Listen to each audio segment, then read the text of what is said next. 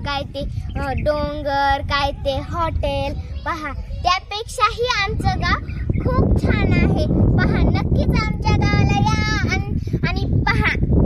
नमस्ते मित्रांनो.